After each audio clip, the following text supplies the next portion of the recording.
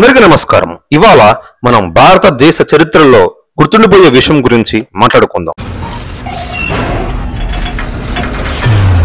The burden of my brothers and sisters' pain. So I'll find you. You can hide in the distance between shadow and dust, but I'll strike you down when you betray our trust.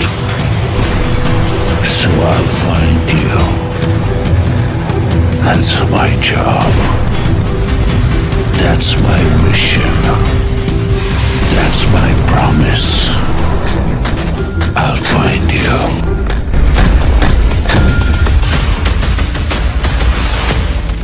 గత నెల April 22న Pahalgam దాడిలో మన భారతదేశ ఆడబిడ్డల నుదుటిపై సింధూరం దూరం చేసిన పాకిస్తాన్ ఉగ్రవాదుల మీద మన సైన్యం ప్రతీకారం తీర్చుకున్నారు.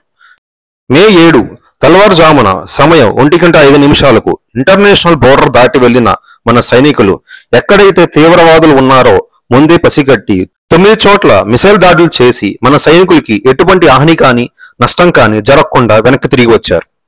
ఈ వీడియోలో కనిపిస్తున్నది ఒక టెర్రరిస్ట్ క్యాంప్ మీద మన సైన్యం మిసైల్ వేస్తున్న దృశ్యం. మన సైన్యం ఖచ్చితంగా ప్రతీకారం తీర్చుకుంటుందని తెలుసుకున్న పాకిస్తాన్ ఎక్కడైతే పాకిస్తాన్ లో దాగి ఉన్న ఉగ్రవాదులందరినీ కొత్త ప్రదేశాలకి మార్చారు.